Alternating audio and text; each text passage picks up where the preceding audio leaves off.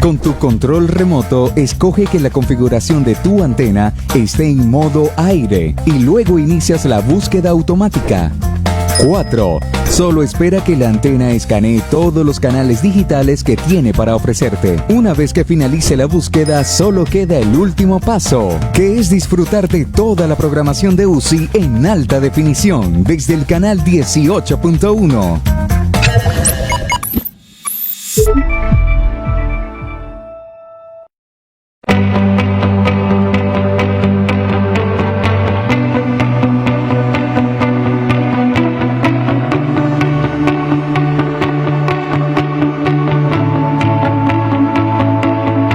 UCI, un canal inteligente.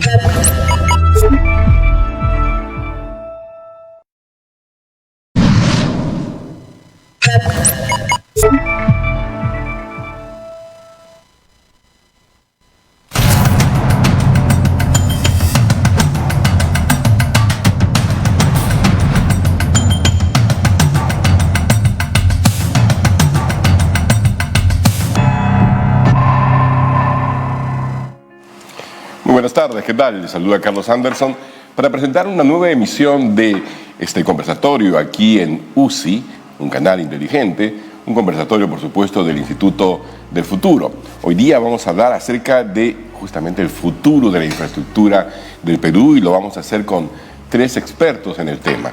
Con Juan Tapia Grillo, director gerente de SIDAT, con Carla Gaviño, consultora y docente en gestión pública, y con Eloy Durán, presidente de Efectividad Consultores. A ellos 3, mis saludos. No sé, creo que tenemos también a Jennifer Gómez hoy día. Sí, perfecto. Jennifer está por aquí. Ella nos va, por supuesto, viene representando a la Fundación Frederick Naumann, fundación que justamente nos ayuda a estar con ustedes en este programa. ¿Cómo estás, Jennifer? Muy bien, Carlos. Buenas tardes. Mucho gusto a todos los televidentes y a los ponentes que acompañan el día de hoy este interesante tema. Como todos los viernes, con nuestro socio IDF tenemos estos interesantes conversatorios. Brevemente les voy a indicar qué cosa hace la Fundación Friedrich Naumann para la Libertad. Nuestra fundación es una de las 6 fundaciones políticas de Alemania y se encuentra afiliada al Partido Liberal Alemán. Nuestra oficina, que es la Oficina de los Países Andinos, trabaja acá en Perú, pero también hacemos actividades en Bolivia, en Colombia, en Chile, en Ecuador y en Venezuela. Defendemos los valores liberales y tenemos muchas actividades referentes al Estado de Derecho, derechos humanos, economía social de mercado, Smart Cities, digitalización y educación de calidad. Así que los invitamos a que nos sigan en nuestras redes sociales para ver el trabajo que realizamos en la región. Estamos como FNF Países Andinos en Facebook, en Twitter y en Instagram. Muchas gracias. Gracias a ti, Jennifer. Jennifer acaba de mencionar un tema, por supuesto, de los que ocupa la Fundación Frederick Naumann, Smart Cities, ¿no? Smart Cities en inglés significa ciudades inteligentes. Y una ciudad es inteligente en la medida que su infraestructura permite justamente que los ciudadanos tengan un estándar de vida, una vida realmente feliz, libre de los atropellos, digamos, que significa tener una infraestructura vial deficiente, carretera, colegios que se caen, hospitales pues que están mal diseñados y cosas por el estilo. De esas cosas vamos a hablar ahora, pero les voy a dar el saludo primero a Juan Tapia Grillo, director gerente de SIDAT, y quisiera que ahora que nos salude, también nos dé su impresión de qué tan amplio puede ser el concepto de infraestructura en un país. Juan. Sí. El nombre de ustedes invoca algo muy importante, que es el futuro. Uh-huh. Cuando nosotros hablamos de futuro, el futuro realmente es un viaje en el tiempo, ¿no? Entre el hoy al futuro. Pero para poder viajar necesito tener muy claro dónde voy. Uh-huh. Porque si no sé a dónde voy, es mucho más difícil viajar, ¿no? Realmente nos encontraríamos suspendidos en el espacio, ¿no? Y en este contexto de viaje, lo que nos está faltando es esta visión, ¿no? Esta visión país que nos oriente qué infraestructura hacer, ¿no? Exacto. Y dentro de este concepto de infraestructura necesaria, tenemos que plantear de alguna forma que, como no estamos aislados en un mundo globalizado, la geografía económica, que de alguna manera en la cual se vincula el Perú con otros países y en que internamente se ubica, es importante, ¿no? Y a partir de esta geografía económica, que nos va a dar ventajas, vamos a elaborar la futura infraestructura, ¿no? Y encontramos en esta geografía económica un elemento clave, y es el hecho, por ejemplo, que cuando nosotros hablamos del Perú, hablamos de un territorio muy extenso y nos encontramos, por ejemplo, que en el caso de Lima, Lima tiene el 32% de la población nacional, pero en términos urbanos concentra el 45% de la población urbana. Esto quiere decir que casi la mitad del Perú vive en Lima, ¿no? En todo caso, cuando a su vez nos preguntamos, Lima con este 45% de población urbana, ¿qué porcentaje del territorio ocupa? Y nos encontramos asombrosamente que Lima solamente ocupa el 0.12% del territorio nacional. Esto quiere decir que casi el 99% es el resto, ¿no? Y realmente Lima no llega ni al 1% del territorio nacional, pero sin embargo su peso económico es un momento importante. Y esto tiene un impacto muy fuerte en la infraestructura, porque lógicamente si yo tengo un territorio que representa un área muy pequeña, que es el 0.20% del territorio, ¿no? La intervención de infraestructura tiene que ser una infraestructura totalmente distinta al resto, ¿no? Es una infraestructura que tiene que buscar mucha eficiencia y una adecuada interconectividad, ¿no? Mientras que la infraestructura para el resto del país tiene que tener una función totalmente distinta, ¿no? Desde el punto de vista de la geografía económica. En el caso de Lima nos encontramos que en general pasa con el país también, nos equivocamos en las prioridades. ¿Qué cosa es prioritario, ¿no? Y en la prioridad, la asignación de recursos juega un papel importante, ¿no? Por ejemplo, podemos decir, ya tenemos una línea 1 del metro, tenemos una 2, pero sin embargo, no terminamos la 2 y ya estamos hablando de la 3 y 4.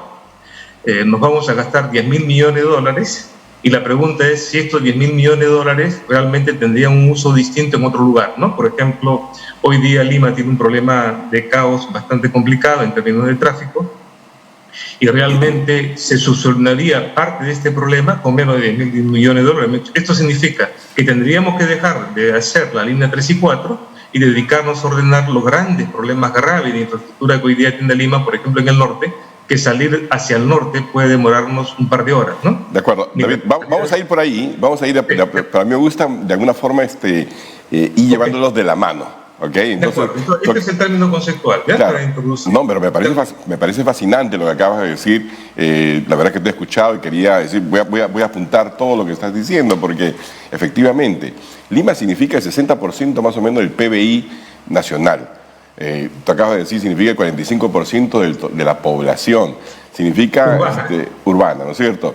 El 0.19% del territorio nacional. Ahí hay una serie, esas métricas deberían llevarnos a repensar y de repente a plantear una ciudad de 15 minutos, que es un poco el gran ideal, ¿verdad? Donde esté todo alrededor y que nadie tenga que tener esas grandes distancias. Pero vamos a ir de a poco. Entonces, a ver, Carla, que está por ahí, Carla es, por supuesto, consultora, docente en materia de gestión pública. Y yo, Carla, te quería preguntar, a ver, desde el punto de vista, por ejemplo, del territorio, ¿no? Y un poquito haciendo historia, hasta ahora sabes que muchos de los caminos que todavía usamos fueron hechos por los incas. El Capañac no es casualidad. Todavía tenemos ferrocarriles que fueron construidos en la era del guano, ¿verdad? Es decir, tenemos una cierta herencia en materia de infraestructura. Esa herencia, ¿es una herencia pesada o qué bueno que tengamos tan poca herencia en materia de infraestructura? Carla.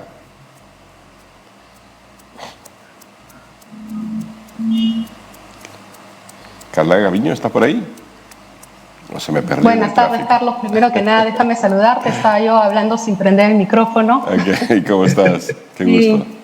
El tema que estás tocando es importantísimo, ¿no? El tema de la territorialidad en materia de infraestructura pública y en la infraestructura en general en el país para poder desarrollarlo. Tú has mencionado temas de legados que tenemos de épocas prehispánicas, que yo creo que son un valor agregado que nos debe llevar más bien a aprovechar esos espacios para construir aspectos de territorialidad basados en turismo, en productividad, también que se puedan hacer en comercios cercanos a ellos, pero también podemos tomar ejemplos de cómo, y yo creo que esta es una cosa que vamos a conversar, que se puede mejorar todavía en lo que es la planificación, la programación, el propio Plan Nacional de Infraestructura, que no incluye los elementos territoriales que bien estás mencionando.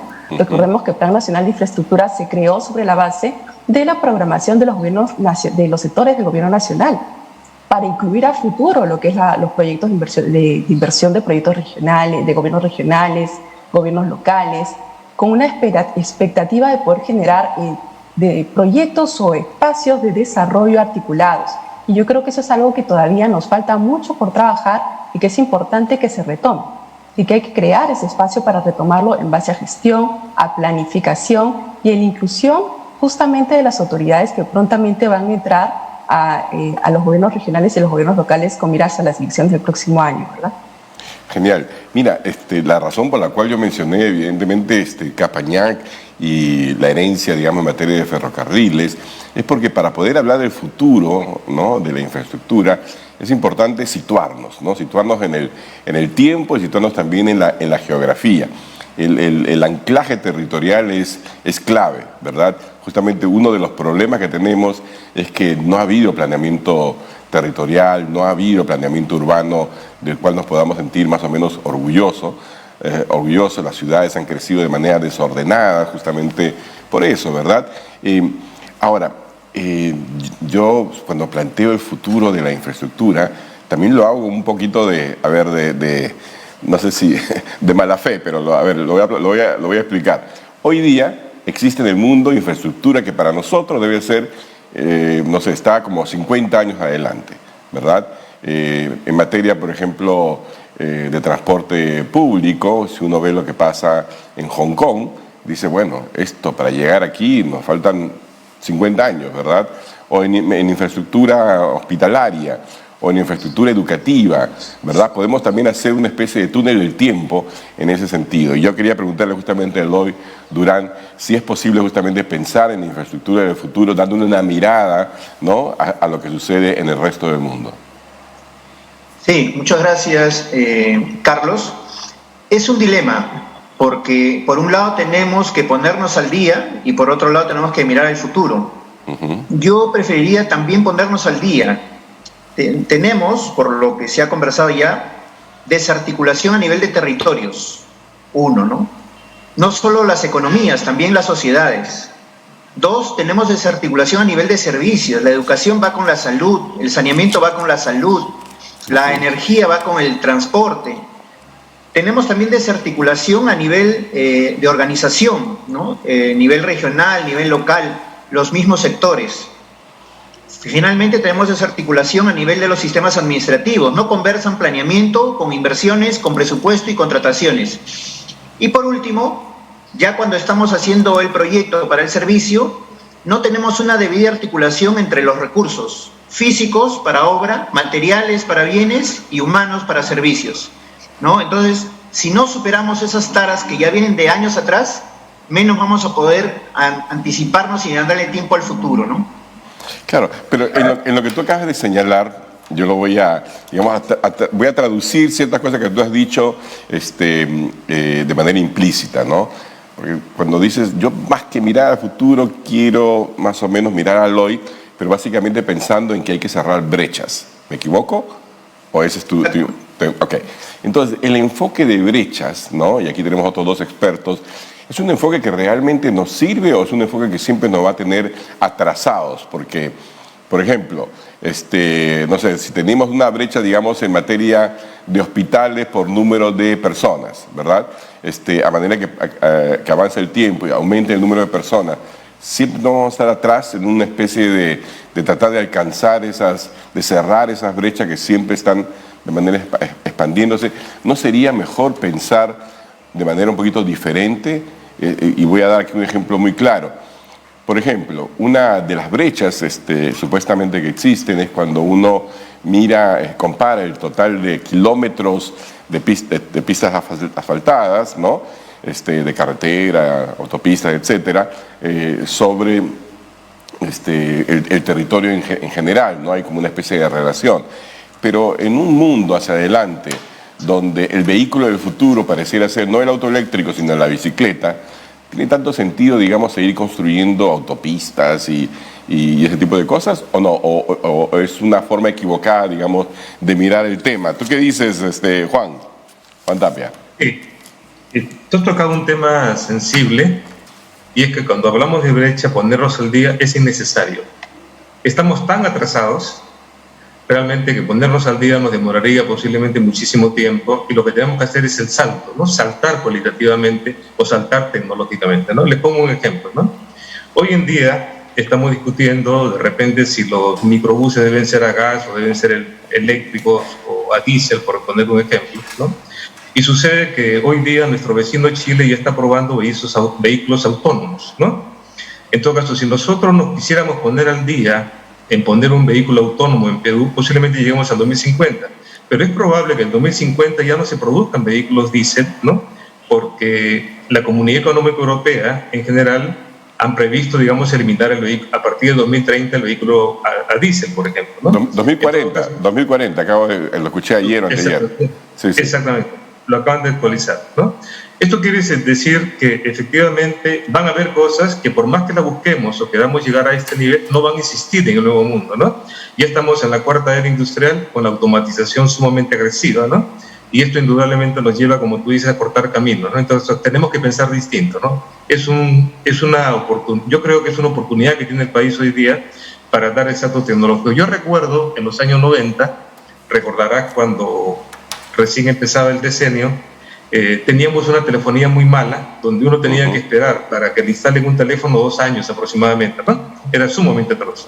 Pero no nos pusimos al día, dimos el salto tecnológico y de repente a 1 año ya teníamos teléfonos celulares, ¿no? Exacto. En todo caso, yo creo que en similitud de lo que pasó en la telefonía en los años 90, tenemos que dar el salto tecnológico, ¿no? Ahora, hay que repensarlo. ¿Cómo dar este salto tecnológico? Definitivamente es un reto, ¿no? Ok, Carla, ¿tú qué piensas? ¿Cerramos brecha o damos saltos al futuro? Yo creo que estamos un poco en la paradoja de construir la carretera que lleva ¿a qué? A nada. ¿O que une qué? ¿Y en qué situación se encuentran las localidades que van a ser unidas por esa carretera o atravesadas por la misma? Entonces yo creo que si bien es importante tener identificadas las brechas, es importante saber de qué foto estamos partiendo, también creo que es muy importante tener claridad sobre los objetivos que realmente queremos cubrir más allá de la tecnología o el tipo de proyecto o la cartera específica del proyecto. El tema de los objetivos es algo que yo rescato que falta acá profundizar. Y yo creo que con eso claro, lo que más nosotros podríamos tratar de buscar, dado que cerrar la brecha nos va a tomar muchísimo y con los recursos que tenemos y con la capacidad de gestión que tenemos también se ahonda, eso se dilata en el tiempo. Yo creo que una alternativa importante es buscar el desarrollo de espacios territoriales, ¿no? Un poco, no sé si ustedes recordarán la experiencia que en algún momento se tuvo con el PONIE, que realmente la experiencia no fue tan buena, pero detrás de ello hubo una filosofía de buscar llegar con una serie de grupos de servicios prioritarios a distintas localidades, que finalmente no se articuló debidamente bien porque el FONIE pues se entrampó en una serie de normas y de procesos y realmente no hubo mucha claridad ahí. Pero esa búsqueda de llegar con un grupo de servicios necesarios para impulsar el desarrollo de las localidades me parece importante rescatar. No llegar solamente con uno y después a los 2 o 3 años que llegue el siguiente, no, buscar de alguna manera articulada, también ordenando con el resto, en general con los principales sectores, ¿no? Que dirigen las políticas de servicios públicos, cómo hacer llegar estos proyectos o cómo ayudar a los gobiernos regionales y a los gobiernos locales a levantar estos proyectos de forma ordenada. Claro, pero tú acabas de decir, por ejemplo, tenemos que repensar, o mejor dicho, pensar bien, ¿no?, cómo utilizamos los escasos recursos públicos para crear una infraestructura que tenga sentido, ¿verdad? Es un ejercicio que, por ejemplo, no hicimos a la hora de construir estos IRSA Norte, IRSA Sur, que son, ¿no?, supercarreteras que han costado miles de millones de dólares y que efectivamente unen ninguna parte con ninguna parte, ¿verdad?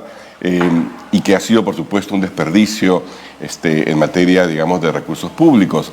Y Juan mencionaba, por ejemplo, que se hace casi innecesario en realidad pensar en una línea 3, línea 4, línea 5, cuando en realidad esos recursos podrían utilizarse para cambiar, por ejemplo, me dice 10 mil millones de dólares cambiaría la infraestructura, mejor dicho, el caos del transporte en el Perú, y de inmediato me pongo a pensar que gastamos casi 7 mil millones de dólares en la refinería de Talara y como 6 mil millones de dólares en el caso de gasoducto a ninguna parte también.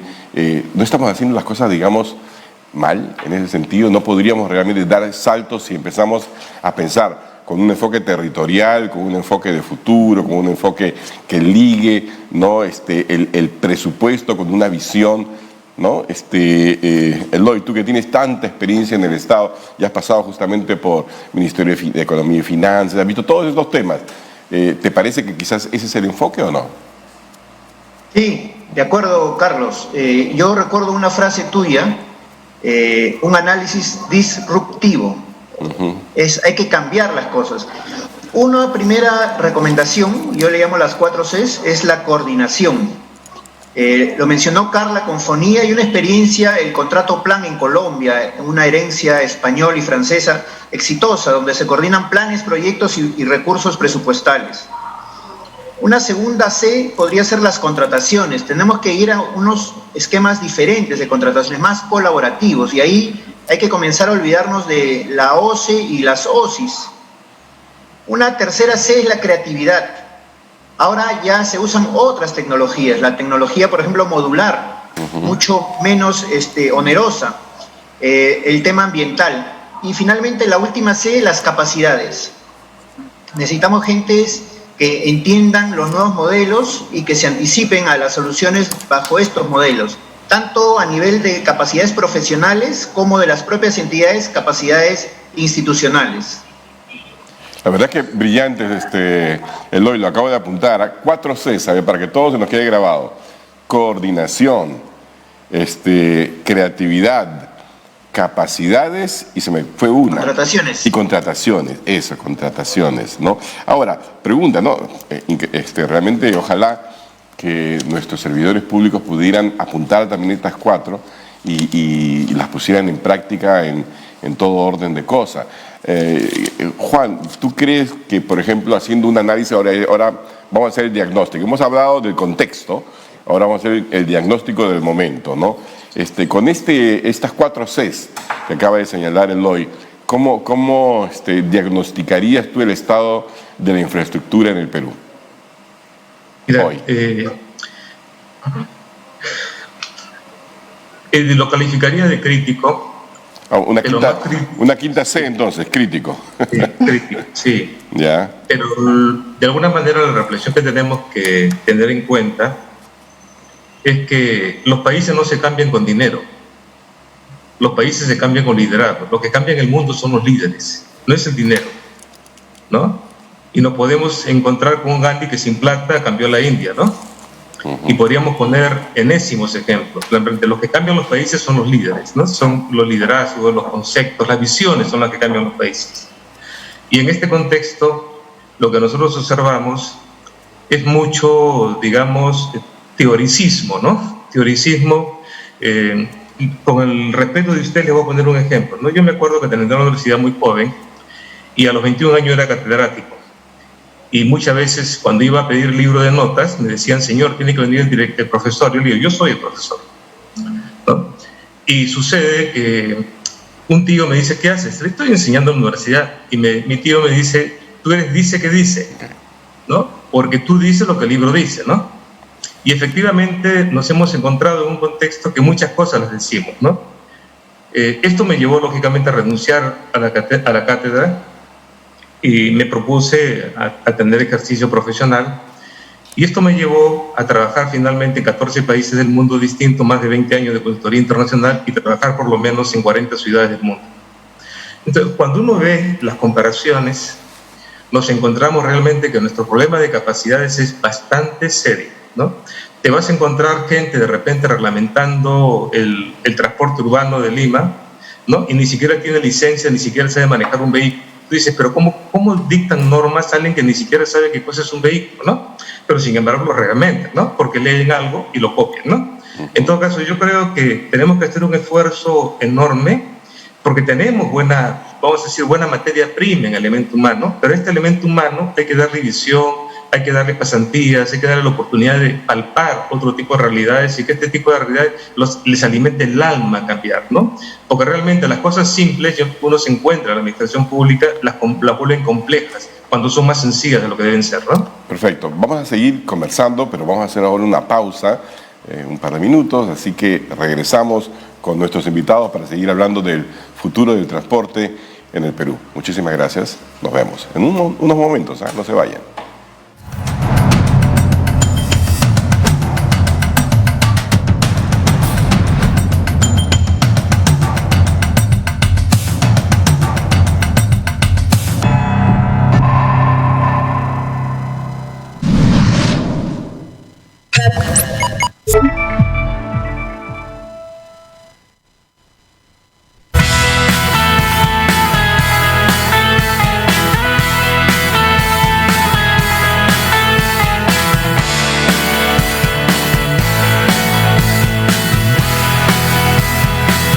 UCI, un canal inteligente.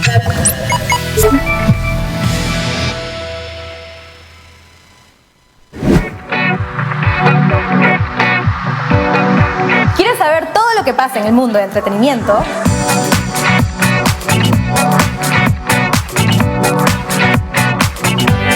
Entrevistas, notas, cine, música, videojuegos, todo esto y mucho más por UCI Entretenimiento.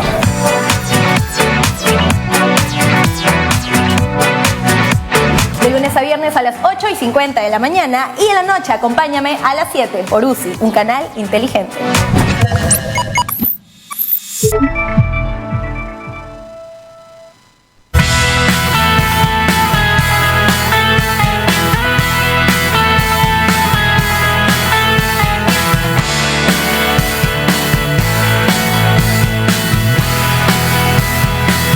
UCI, un canal inteligente.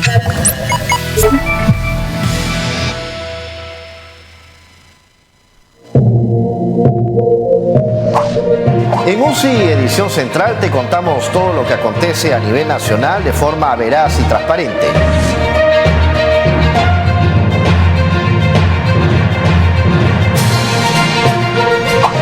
Siempre listos para informar. UCI, un canal inteligente.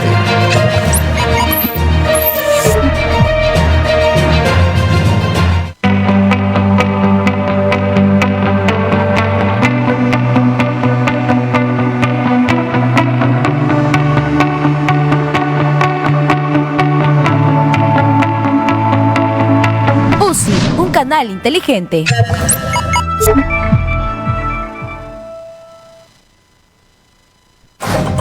¿Tienes una denuncia o emergencia? Queremos escucharte. Comunícate a nuestro WhatsApp y cuéntanos tu caso. Nuestro equipo se pondrá en contacto a la brevedad. UCI, un canal inteligente.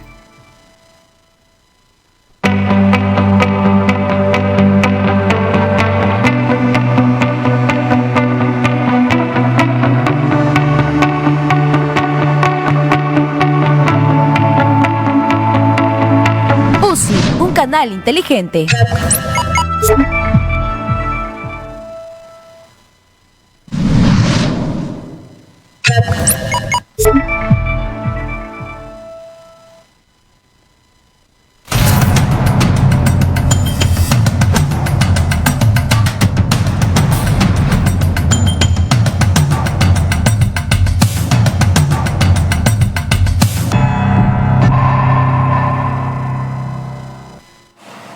Estamos de regreso entonces aquí para conversar acerca del futuro de la infraestructura en el Perú, en estos conversatorios de los viernes desde el Instituto del Futuro. A ver, yo quiero hacer un pequeño recuento de lo que hemos avanzado hasta ahora. Hemos hablado de la importancia primero de localizar la discusión del futuro de la infraestructura desde un punto de vista primero geográfico, o de lo que le llaman la economía geográfica, ¿no? Territorial, ¿verdad? Y un enfoque también que discuta de mejor manera esta aparente dicotomía entre cerrar brechas, ¿no? Y dar saltos. Evidentemente hay ciertas brechas que son urgentes y que tenemos que cerrar. Me refiero, por ejemplo, al agua y desagüe, me refiero al internet, me refiero a ese tipo de infraestructura que le da dignidad a la vida humana. Pero evidentemente hay otras infraestructuras que a veces, un poco por cuestión ideológica o por actuar de manera irreflexiva, ¿no? Sencillamente, ¿no? La inercia, digamos, de la acción gubernamental nos lleva por un determinado camino sin pensar de que hay formas alternativas, quizás más inteligentes, más eficientes y menos costosas de hacer las cosas, ¿no? El caso del metro, por ejemplo, me lo voy a llevar como tarea, porque evidentemente tenemos un metro que recién empieza, línea 1, línea 2, todavía la cultura del metro, digamos, no se ha internalizado, ¿verdad? Pero ya estamos planeando el metro 3, 4, línea 3, línea 4, cuando de repente esos recursos bien podrían ser utilizados para mejorar aspectos más inmediatos y más sensibles para mejorar la vida del transporte, ¿no? Así que, Carla, en estos días, por ejemplo, hemos tenido todo un dilema, o mejor dicho, todo un caos político en relación a la ATU, ¿no? A la Autoridad del Transporte. Y dudas de carácter político acerca del ministro, ¿no es cierto? ¿A ti te parece, en tu experiencia, digamos, como académica, observadora y como también gestora en materia de recursos públicos, ¿no es cierto? En tu mirada, mejor dicho, de experta en gestión pública, si la ATU es un buen instrumento, digamos, para impulsar el cambio, la mejora en el tema de la infraestructura de transporte en el país y la gestión del transporte? Yo quisiera retomar, en ocasión de tu pregunta, un tema que se estaba mencionando previamente antes del corte, y es el tema de la importancia del liderazgo, de la claridad del norte y del liderazgo. Yo creo que justamente eso es algo que nos falta mucho, tanto en transportes como en general en el resto de infraestructura en este país. Nos falta alguien que esté pensando la infraestructura necesaria de forma ordenada para todo el país, aterrizándola a las necesidades de cada localidad. En el tema puntual de transporte, sí, yo creo que es un rol importante el que desarrolla la Autoridad de Transportes. Es cierto que no necesariamente ha estado cumpliendo con las metas que la misma ATU se había trazado, o que probablemente estemos un poco atrasados en todo lo que tiene que ver con el ordenamiento del transporte, ¿no?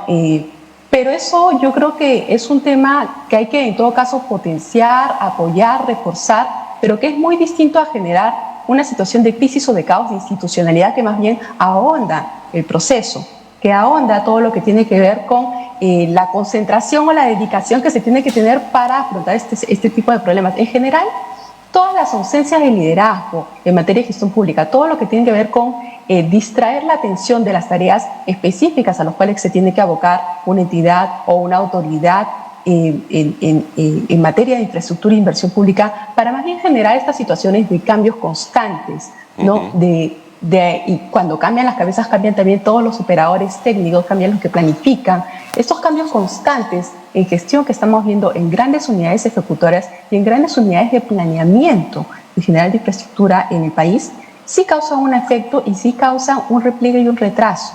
Y yo creo que eso es algo que ahí vemos claramente cómo la política también puede influir, de alguna manera tener un impacto en todo lo que tiene que ver con la gestión pública, afecta o destinada a lo que tiene que ver con el desarrollo de la infraestructura, en el caso que tú has tocado puntualmente de materia de transporte, ¿no? Interesante, sí, efectivamente, ¿no?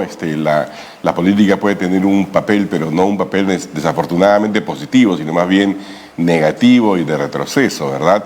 Por eso es que necesitamos crear un cuerpo sólido, una especie de gran servicio civil, ¿no? Que haga pues que independientemente de quién esté al frente, ejerciendo el liderazgo, digamos, político, el país camine, ¿no? Que los planes avancen, que las visiones se mantengan y se ejecuten en el tiempo. Un caso adicional, por ejemplo, tiene que ver con el tema de salud. hemos escuchado al presidente anunciar y a la primera ministra también la construcción de nuevos hospitales, ¿no? Ok, uno dice que bueno, aplausos, ¿no es cierto? Pero hay 16 hospitales, si más no me equivoco, que están semiconstruidos, que están paralizados. Alguna vez conversé con Eloy y Eloy me dio unas fórmulas para poder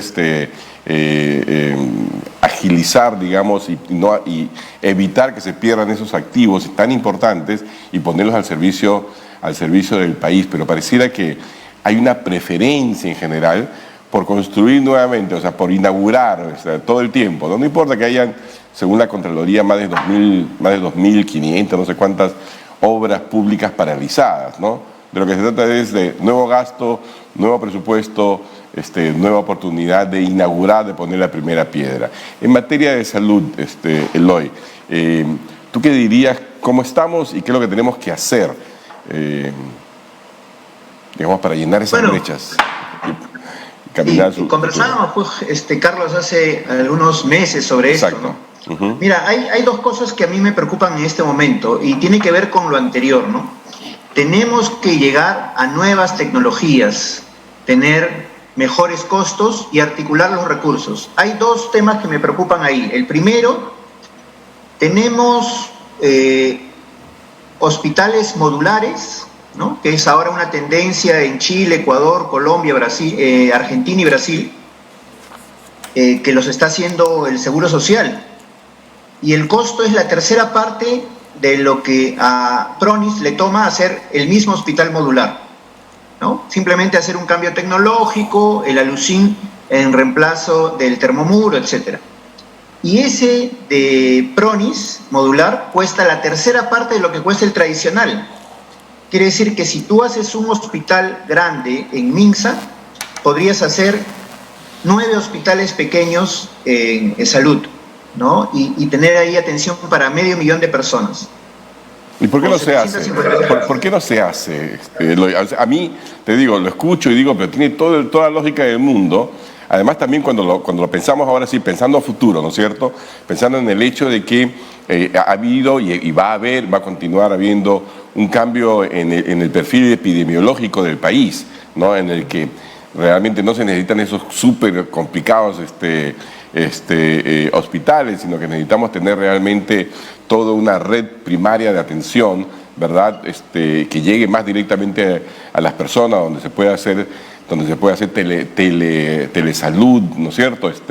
Kioscos ahí en cada uno de estos puestos, etcétera. ¿Por qué no se puede hacer estas cosas que se caen de maduro? O sea, que es una forma más inteligente de utilizar los recursos. Lo acabas de dar tú uno clarísimo, esto de los hospitales modulares. ¿Por qué no impulsarlos a nivel nacional? ¿Qué es lo que falta? ¿Dónde es que estamos fallando como país? Aquí, ¿con quién hay que hablar? Estamos en un momento crítico, importante. Salud ya está ejecutando 5 y va a lanzar 15 más. Okay. Pronis tiene 12 formulados, pero solo está ejecutando 1. Creo que la receta ahí es más audacia, ¿no? Y más audacia también para los equipos.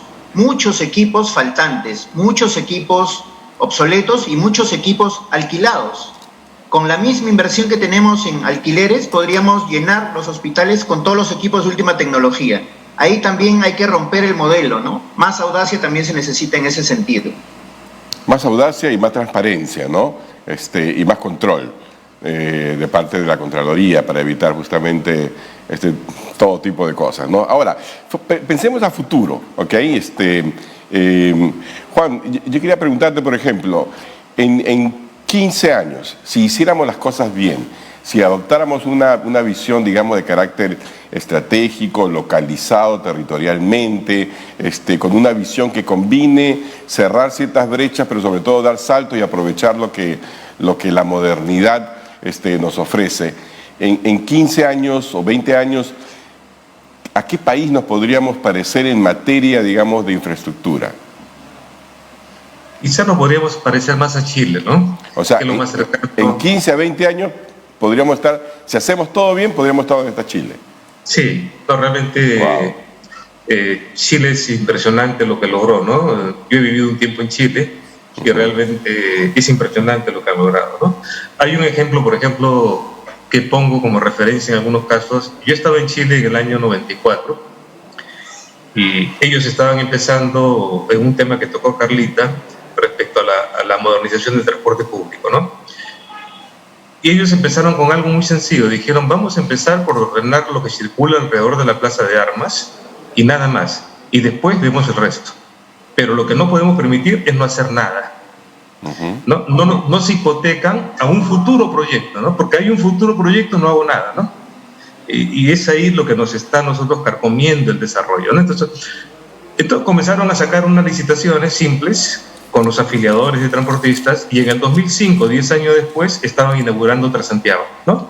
Esto significa que la modernización del transporte a ellos le tomó 10 años justo, ¿no? Nosotros hemos pasado, desde el metropolitano que se comenzó a formular en el año 2004, han pasado 17 años, ¿no? Y no hemos avanzado mucho, ¿no? Entonces, esto nos quiere decir de que efectivamente tenemos que ponernos plazos, tenemos que ponernos un esquema de transición, y yo creo que ahí en el esquema de transición fallamos, porque nos ponemos metas, es decir, por acá va a pasar un proyecto y mientras tanto no se hace nada porque puede afectar el futuro proyecto, ¿no? Y paramos todo. Y las transiciones se desaparecen, y ahí coincido con Eloy, donde tenemos que dar un salto, modernizarnos, pero crear las transiciones, ¿no? Y ser más audaces. La audacia es el juego. Ajá. Muy bien. ¿Y cómo hacer para modernizar la infraestructura? Ya no solamente pensemos en Lima, ¿no? Ya sé que estamos muy concentrados aquí, pero ¿cómo darle un poco de modernidad también a la infraestructura en ciudades claves como Arequipa, como Piura, como Trujillo, como Iquitos? O sea, ¿cómo hacer para que Iquitos no siga siendo una isla que está localizada en algo que nosotros llamamos Perú, pero que no tiene ningún punto de conexión, por ejemplo, de vías directas, ¿no?, con el resto del país? Carla, ¿cuál es tu visión en torno a eso? Yo la enfocaría de dos maneras, ¿no? Hay dos brazos que para mí tienen que ir de la mano. Una son los instrumentos de gestión de infraestructura, que es importante. Usted está mencionando el tema de Chile. Chile es el que lidera el tema de Building Information Modeling en todo lo que es la infraestructura pública a nivel latinoamericano, el BIM. A ver, pero traduce lo que acabas de decir, porque yo te entendí, pero no creo que todo el mundo te haya entendido. A ver, ¿cómo era? El Building Information Modeling, que son modelos de información que se utilizan para el modelamiento de la infraestructura, pues en general en la industria de la construcción, pero que se está introduciendo mucho en lo que es infraestructura pública. Y que en realidad, Carla, solamente para aclarar, ¿no? Y que en realidad debería forzarnos a hablar más que de infraestructura, a hablar de infoestructura, ¿verdad? Más información, ¿sí? Así es, lo que se busca es información de calidad, que sea compartible a lo largo de todo el ciclo del proyecto para que se puedan tomar decisiones ordenadas y concadenadas y que guarden relación en cada etapa constructiva, en cada etapa del ciclo de vida del proyecto, ¿no? Sobre todo para que también su operación y mantenimiento sea pues acorde a aquello para lo cual se hizo el proyecto. Esto me parece importante en todo lo que es gestión, podernos acompañarlos con algunas estrategias de PMOs según la realidad que estemos tratando. Ya, PMO. A ver, ¿qué es PMO? ¿Qué es PMO? Oficinas de gerencias de proyectos. Ah, ok, perfecto. Vamos a ir traduciendo a Carlita. Van de la mano un poco el BIM con las PMOs, y es una figura que están implementando mucho en Chile y que el BID y el Banco Mundial y otros cooperantes están pues introduciendo en distintos países. Aquí en Perú también lo estamos empezando a asimilar, no con la velocidad que se esperaba, pero se está empezando a incorporar. Pero todas estas cosas que estamos mencionando, que son formas novedosas de gestión de proyectos, que pueden acompañarlos con contratos colaborativos, que puedes acompañarlos o no con contratos de gobierno a gobierno, no van a ser más que modas pasajeras o mal aplicadas si es que no hay una claridad en el liderazgo, si es que no hay una claridad de la institucionalidad que tiene que haber detrás, ¿no? Entonces yo soy promotora, yo creo mucho que el BIM y los PMOs pueden ayudarnos a desarrollar el país. Yo dicto clases de ello, pero soy consciente de que todo esto que estamos hablando, si es que no hay una institucionalidad detrás que lo empuje, que entienda su importancia y que identifique con claridad objetivos, es decir, planeamiento y carteras de proyectos adecuadas, y que apoye a distintas localidades, como bien estás señalando, a lo largo del Perú, necesitan que se les apoye en la identificación, monitoreo, seguimiento, destrave de sus grandes proyectos.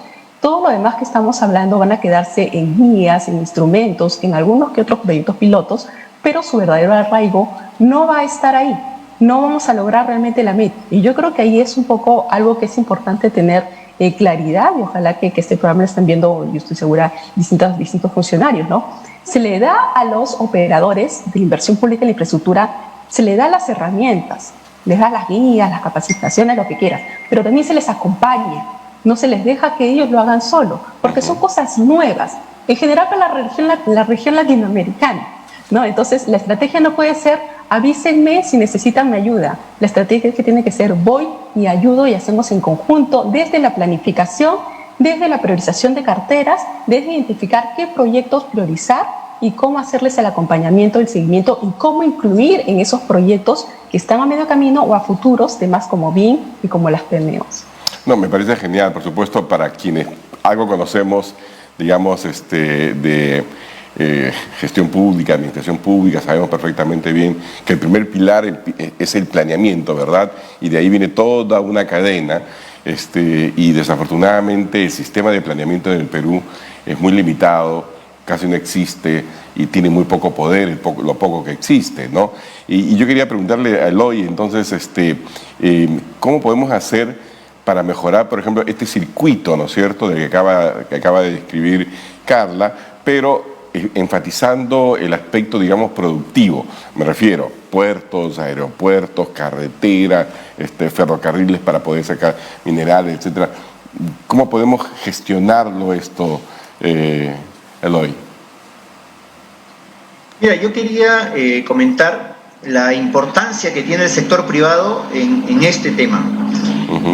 Debemos desarrollar más APPs, más obras por impuestos, y deberíamos también con audacia migrar hacia bienes por impuestos o servicios por impuestos. Claro, exacto. Y también incursionar abonos de impacto social, ¿no? Por ejemplo, en una APP pero se le paga al concesionario. Eloy, perdón, tienes que traducir. ¿Qué es APP? Porque mi mamá ve el programa y no sabe lo que es APP. Mira, en una APP el Estado le paga al privado por la educación que le da a los niños, ¿no? Si se da el servicio educativo se le paga. En un bono de impacto social el Estado le paga al privado si el niño alcanza el logro de aprendizaje, ¿ya? Entonces ya está atado a objetivos. Hay que migrar hacia bonos de impacto social. En gran parte de Latinoamérica ya estamos en eso, en Perú nos hemos atrasado. La audacia del privado.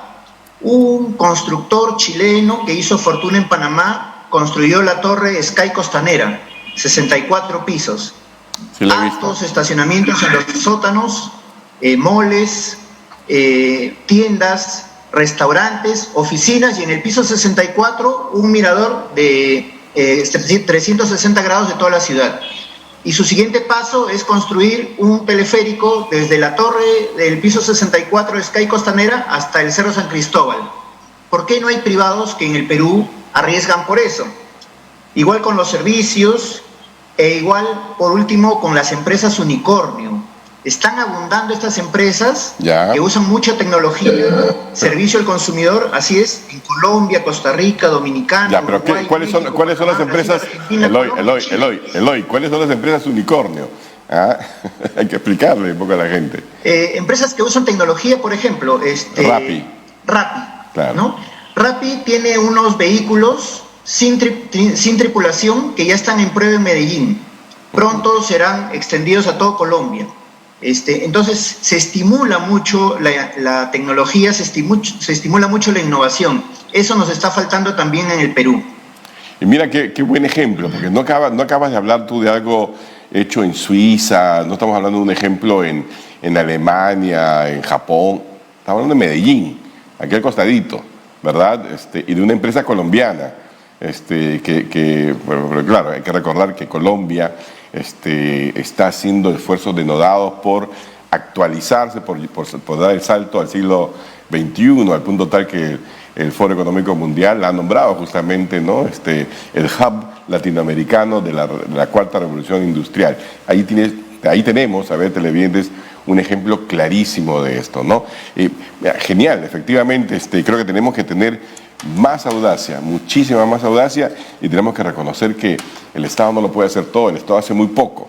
Necesitamos tener al privado, pero claro, para eso tenemos que crear un ambiente suficientemente de bienvenida, ¿no es cierto?, a la inversión privada, ya sea nacional o internacional, y seguridad jurídica, y una serie de cosas que a veces uno habla y dice que pareciera que fueran solamente conceptos vacíos, pero que son los que justamente permiten que se hagan las cosas como la que tú acabas de describir, esa torre de 64 pisos, el teleférico y todo lo demás, ¿no?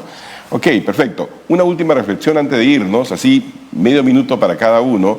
Juan, ¿qué futuro le ves a la infraestructura en el Perú? Mira, le veo bastante positivo, porque de alguna forma hay que reconocer que las brechas son tan grandes que no tenemos otra opción. Okay. La no opción nos va a hacer avanzar. Perfecto. Carla. Sí, bueno, yo creo que en general para poder hablar del futuro de la infraestructura tenemos que tener la claridad de que en materia de infraestructura pública lo vamos a lograr de la mano con el sector privado. Y aquí es importantísimo lo que ustedes han estado mencionando, es acercar puentes, mejorar el marco legal, los marcos de gestión y permitir que de alguna manera a través de APPs, obras por impuestos, se pueda atraer también más actividad privada a lo que es la infraestructura pública. Quiero aclarar una cosa, a ver, ¿cómo estamos con el tiempo? Porque yo veo un reloj ahí que me dice que son las 6, está adelantado. Tengo todavía 2 minutos más. Perfecto, entonces podemos solucionar el mundo en 2 minutos. Así que, Eloy, expláyate, dale, tú con toda tu experiencia. A ver, si mañana fuera ministro de infraestructuras o un ministro de obras públicas, ¿no? Que era un poco la propuesta que me ayudaste incluso a desarrollar, ¿no? Tú fueras ministro de infraestructuras, ¿dónde pondrías el énfasis, así de inmediato? Mira, la primera que yo haría sería tratar de generar sinergias, ¿no? Entonces, si voy a hacer agua, hago carretera, hago energía, hago telecomunicaciones, ¿no? Si voy a hacer educación, hago salud, saneamiento, protección. Tratar de que haya ahorros en economías y que se genere un impacto mayor juntando algunos servicios comunes, ¿no? o afines. Y lo otro es no volverme loco con tantas posibilidades, porque hay tanta brecha por cerrar que implementar el BIM al mismo tiempo que el APP, obras por impuestos, la misma obra pública, nos puede hacer perder la perspectiva. Vayamos paso a paso, hay una solución para cada cosa. El BIM no se aplica en todo, las APPs tampoco, la obra pública tampoco, ¿no? Entonces vamos paso a paso, una solución exacta para cada paciente. Muy bien, muy buena reflexión. Y tú, Carla, a ver qué hacemos entonces con el BIM y con el PIN, con todo lo demás. Totalmente de acuerdo. Yo también considero que el BIM, por ejemplo, y que es una crítica que yo tengo con el Plan BIM Perú, que ellos plantean al 2030 aplicarlo a todo tipo de inversión en todo el país para todas las entidades públicas en inversión pública. Y a mí me parece que eso no es acorde a nuestra realidad. Yo creo que estos instrumentos que estamos hablando de gestión, como las PMOs, el BIM, son instrumentos caros que se aplican a proyectos focalizados y grandes, como se hace en el resto de países, y por ejemplo en Chile, que ustedes están mencionando tanto, de forma focalizada. Y para el resto de la cartera de proyectos, el seguimiento, el acompañamiento, los comités de inversiones son herramientas importantes que tienen que retomarse, que tienen que mantenerse. O sea, en general, sea que te vayas por una estrategia costosa y muy sofisticada de gestión, como por una un poco más simple, ambas, para lograr el éxito, lo que necesitan es que los rectores acompañen estas medidas y estas estrategias de seguimiento, monitoreo, planificación, programación. Si no hay ese acompañamiento desde arriba, top-down, desde arriba, desde los rectores, ¿cómo vamos a esperar que los operadores puedan hacerlo todo? Más aún cuando el próximo año van a cambiar. Bueno, exacto, ¿no? Ok, perfecto. Yo la verdad que le pondría el acento de inmediato a repensar todo el plan de infraestructura y hacerlo más allá de una simple lista, ¿no? de obras por ejecutar, en algo que tenga realmente un sentido, que converse en las obras con ese enfoque, digamos, multidisciplinario y de coordinación que requerimos. Muchísimas gracias. Espero que este programa realmente lo vean algunos decisores, porque aquí ha habido muchísima materia gris. Muchísimas gracias a ustedes tres. Muchas gracias, por supuesto, a la Fundación Frederick Naumann por su apoyo. Y ya nos estamos viendo. Yo soy Carlos Anderson y este es UCI, un canal inteligente.